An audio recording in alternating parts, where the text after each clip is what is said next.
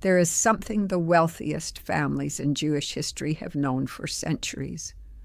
Something so simple, so ancient, and so deliberately overlooked that when you first hear it, your mind will resist it. Not because it sounds complicated, but because it sounds almost too easy. 3 words, spoken in a whisper, before the first meal of the day.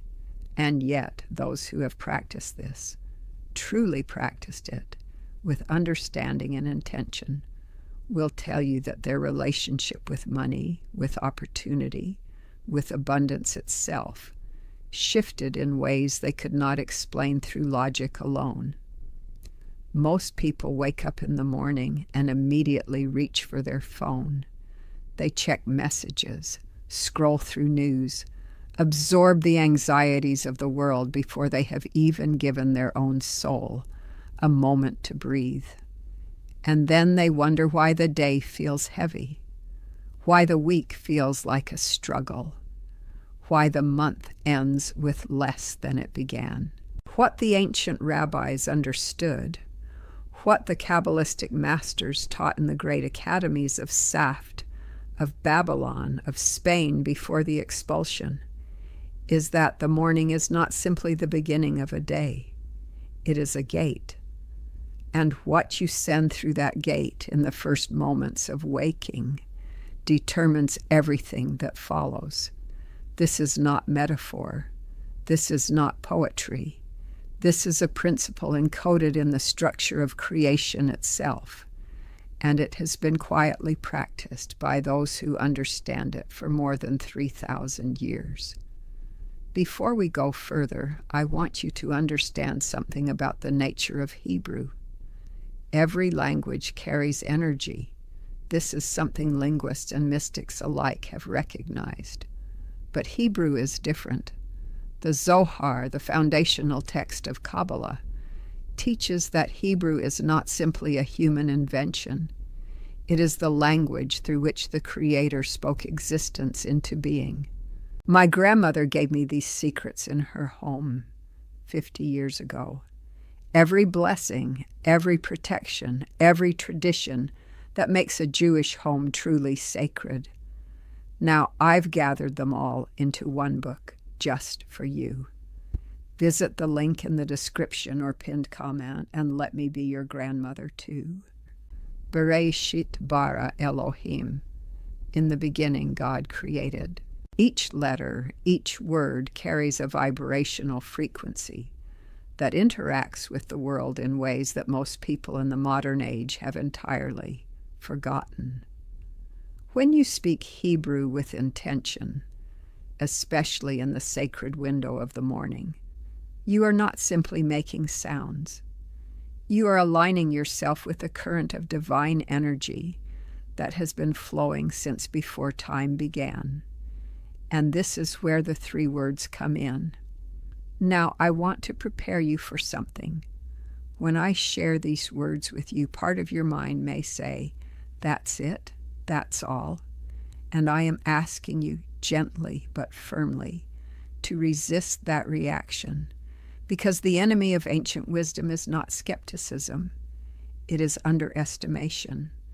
The greatest spiritual technologies in Jewish history have always been disguised as simple things. A piece of parchment on a doorpost, a thread of blue, a candle flame on Friday night. Simplicity is not weakness. In Kabbalah, simplicity is often the mark of the most profound truth. The 3 words are Parnassah, Bracha, Shefa. Parnassah, Bracha, Shefa. Say them with me, even now, even silently.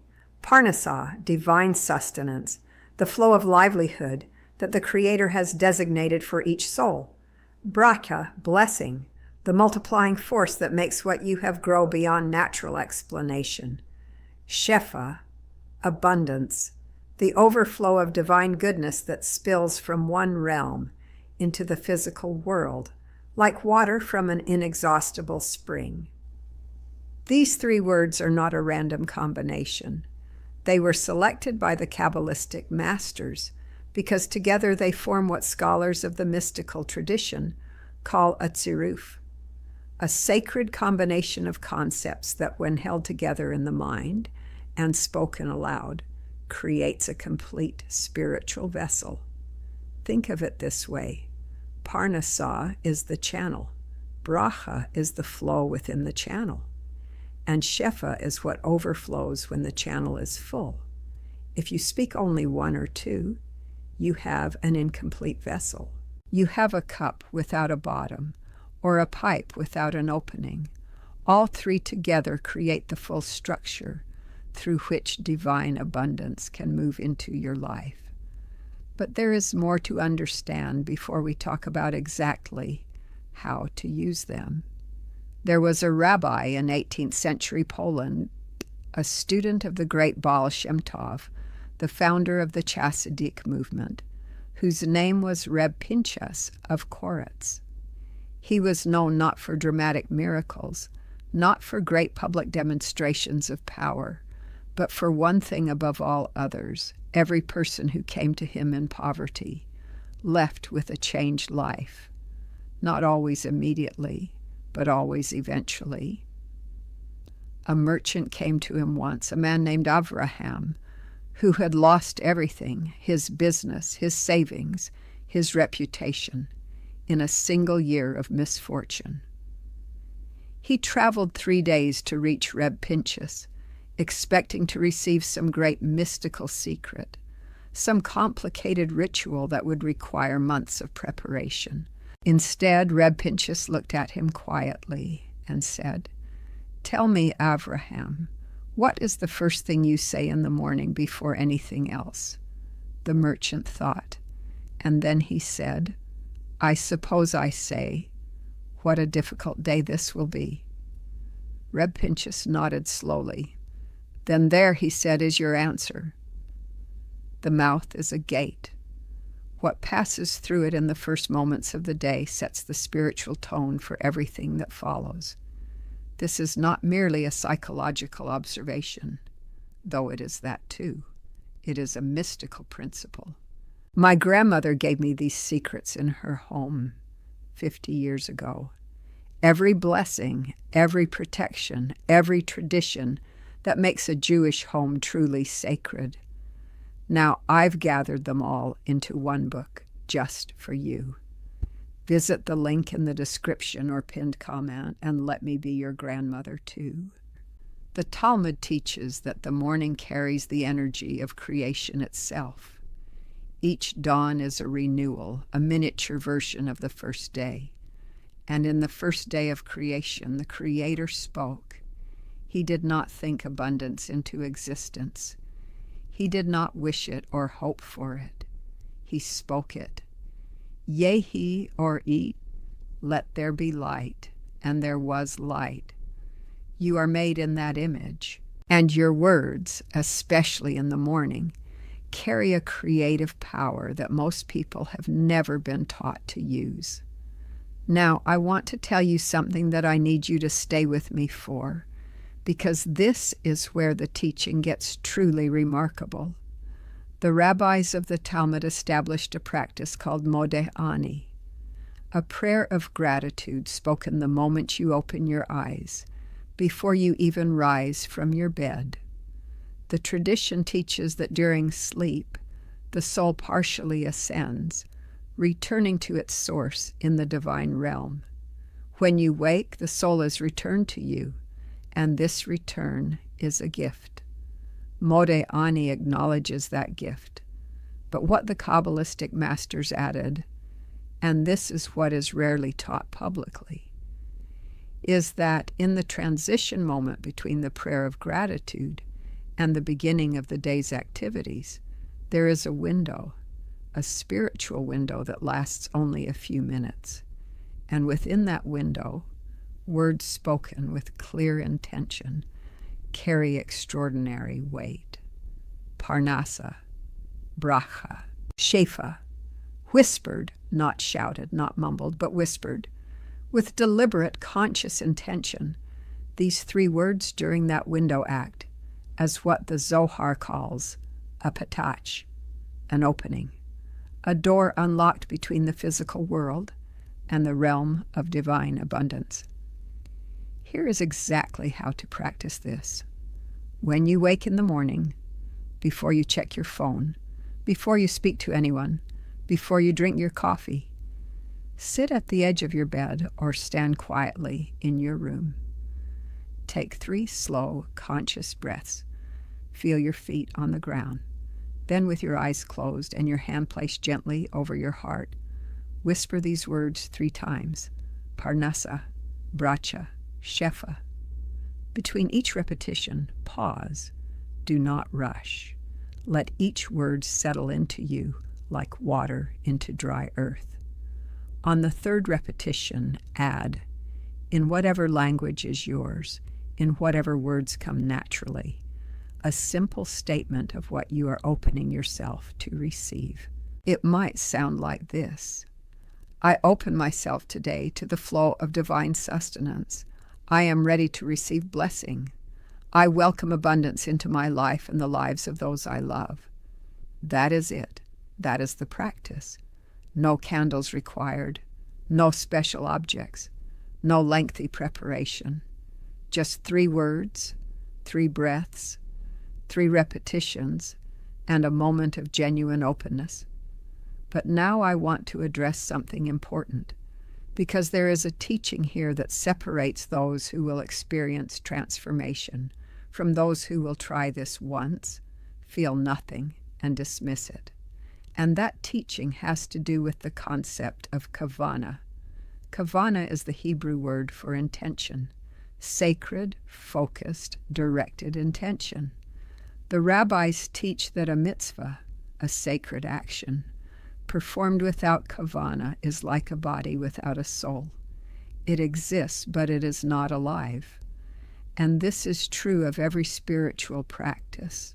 You can whisper Parnasa, Bracha, Shefa every morning for a year, while your mind is elsewhere, while you're thinking about your to-do list, while you're half asleep, while you're going through motions, and experience little.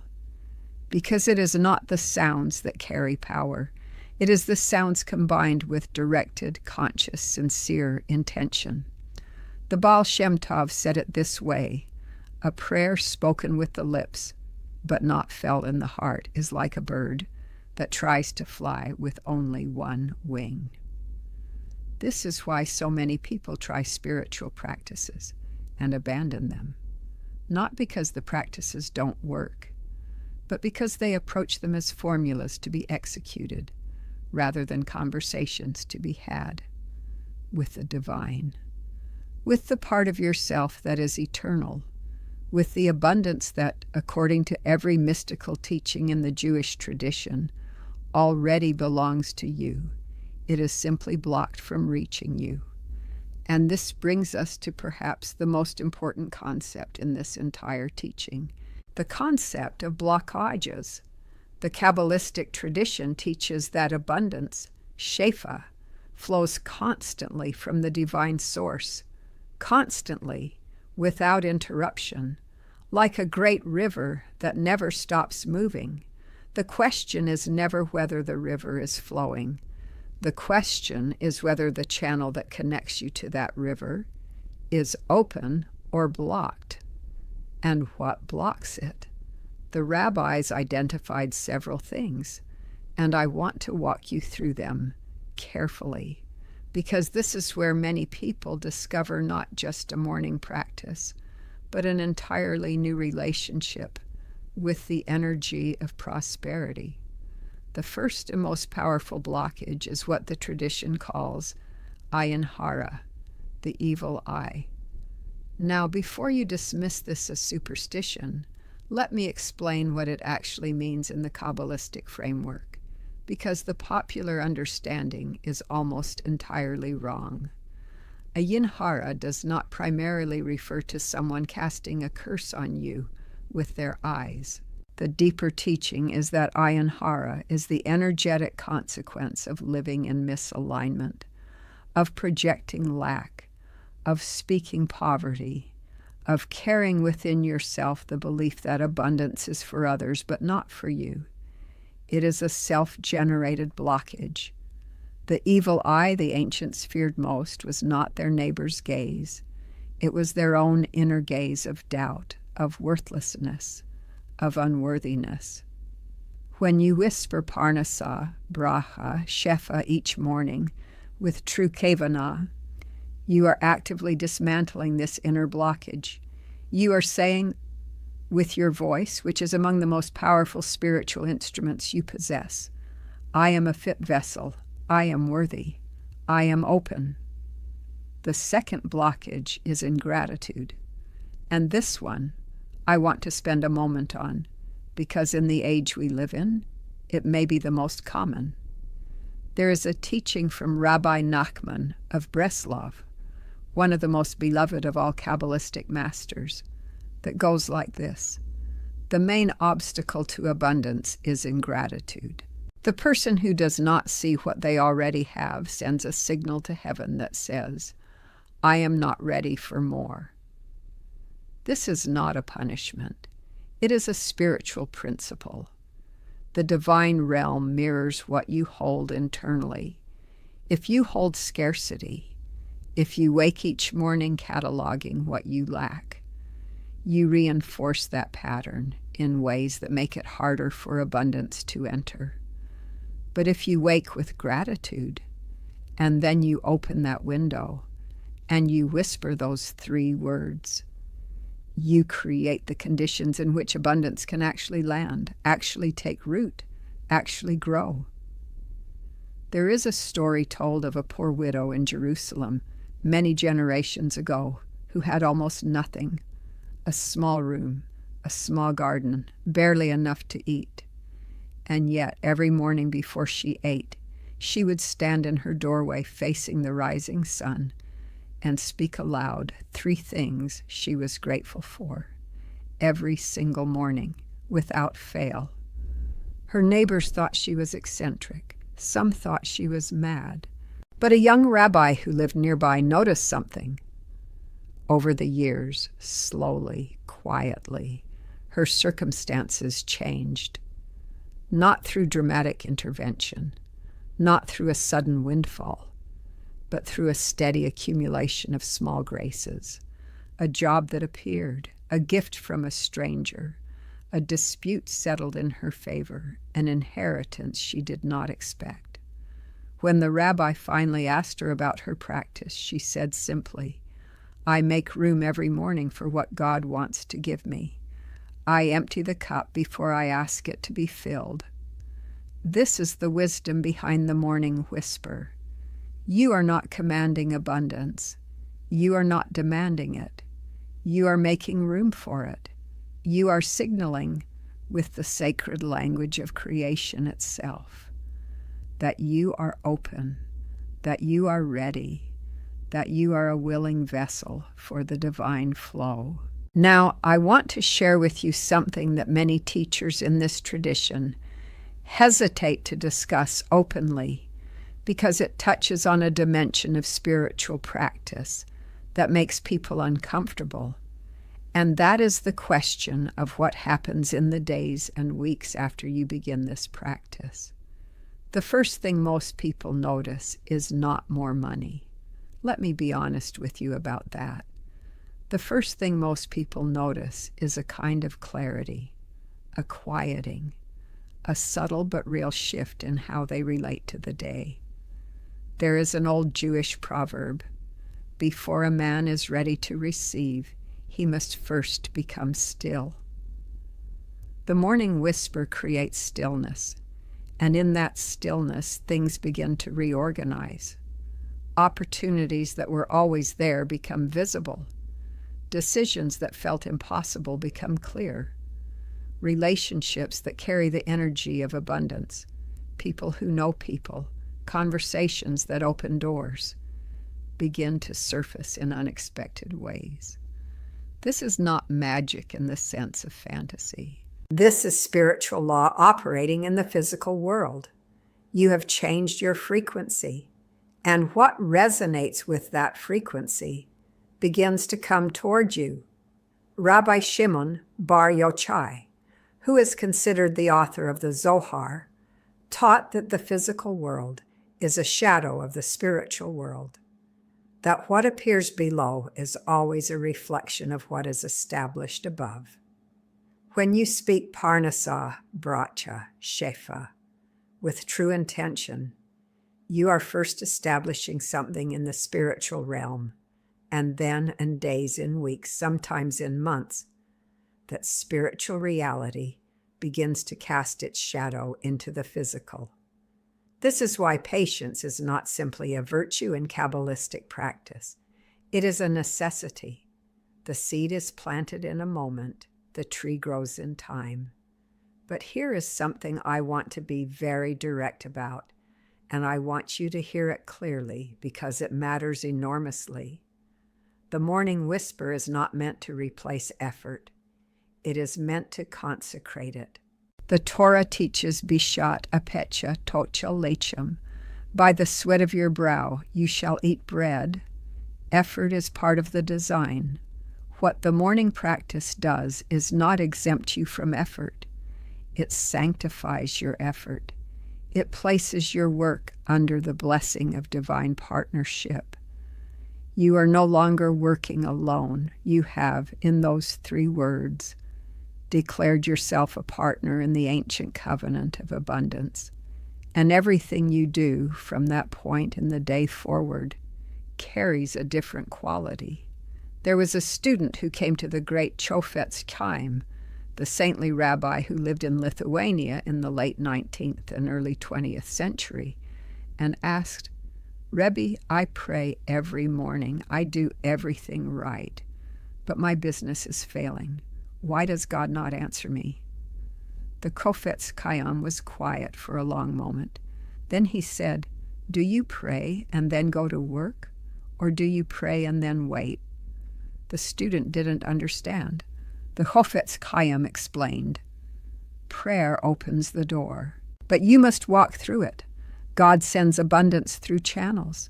Your job is to walk toward every channel that opens, no matter how small it seems." This is the full teaching. The whisper opens, the walk enters, Parnasah, Bracha, Shefa, and then you move. You engage. You show up. You act. But now you act as someone who knows they are supported. And that knowing, that deep, embodied knowing, changes everything about how you act. Now we are arriving at the part of this teaching that I have been building toward from the beginning. And this is the part that in my experience most profoundly shifts people. Not the words themselves, not even the practice, but the understanding of what you truly are according to the deepest teachings of the Jewish mystical tradition. The Zohar teaches that every human soul is a chelek eloka mima'al, a portion of the divine from above.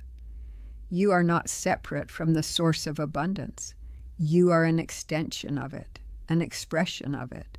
When the Almighty created you, when your particular soul was sent into this particular body, into this particular life, it was not sent empty-handed. The tradition teaches that every soul comes with its chelek, its designated portion, its portion of livelihood, of joy, of relationships, of experiences. And the purpose of spiritual practice is not to beg for what is not yours. It is to remove the blockages that prevent what is already designated for you from reaching you. Read that again, because it is the heart of everything. You are not trying to get abundance from outside yourself. You are trying to remove what is preventing the abundance that is already yours from flowing to you. Parnasah, Bracha, Shefa. These words are not a request to a distant deity who may or may not be listening. They are a reminder, a realignment, a declaration to your own soul. I know who I am. I know what flows toward me. I am open to receive it. This changes the emotional quality of the practice entirely. You are not whispering from a place of lack, of desperation, of please, please, please. You are whispering from a place of recognition, of claiming, of quietly, firmly, with deep reverence, opening the door to what was always meant for you. There is a concept in Kabbalah called hachana, preparation. The masters taught that often what looks like delay is actually preparation. What looks like abundance not arriving is actually the divine carefully preparing the vessel, preparing you to receive it without being destroyed by it. Because abundance that arrives before a person is ready can be as devastating as poverty. The stories of those who won great sums of money and lost everything, of those who gained sudden power and were corrupted by it. These are not random misfortunes. They are the result of a vessel that was not yet ready to hold what it received. The morning practice of Parnassah, bracha, shefa, practiced consistently over time, does something profound beneath the surface of awareness. It slowly, steadily expands your capacity. It builds the vessel. It creates the internal conditions, the faith, the gratitude, the steadiness, the openness that allow you to receive and hold and use abundance wisely when it comes. And it will come. This is not a hope. This is a promise written into the deepest structure of creation. The Psalms say it in language that has echoed through 3,000 years. The young lions lack and suffer hunger, but those who seek the Lord shall not lack any good thing. Not might not lack, shall not lack. The language is unambiguous. The covenant is clear. And now I want you to do something.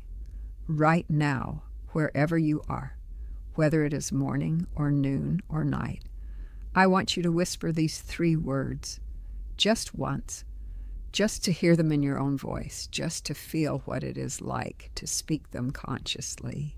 Parnassah, bracha, shefa. Did you feel something? Even a small something? A slight shift in the quality of the air around the words? That is not imagination. That is the ancient technology responding. That is the frequency recognizing itself. Begin tomorrow morning. Tonight, set an intention before you sleep, a simple inner declaration. Tomorrow morning, before anything else, I will open the gate. And then do it. 3 breaths, hand on heart, eyes closed, Parnassah, bracha, shefa, 3 times, with as much genuine openness as you can bring in that moment, and then see what begins to move. This is the teaching. This is the practice, not given to you as a charm or a shortcut, given to you as an inheritance, because this wisdom belongs to you. It has always belonged to you. And if no one ever taught it to you before today, perhaps this was the moment it was meant to arrive. May the words of your morning be filled with Parnassah, the divine sustenance that never runs dry. May bracha, blessing, multiply everything you touch, every effort you make, every relationship you nurture. And may shefa, the great overflow of heaven, pour into your life in ways that astonish you, that humble you, and that give you the capacity to share with those around you. Because in the end, this is the final teaching. Abundance is not meant to stop with you. It is meant to flow through you. You are a channel, not a reservoir. And the more freely you allow it to flow, the more freely it comes. May abundance, protection, and divine favor follow you in everything you do. Amen. If this teaching has touched something in you, share it with someone who needs to hear it today. And subscribe to this channel, and because every week we open another door. And the life you were meant to live is waiting on the other side.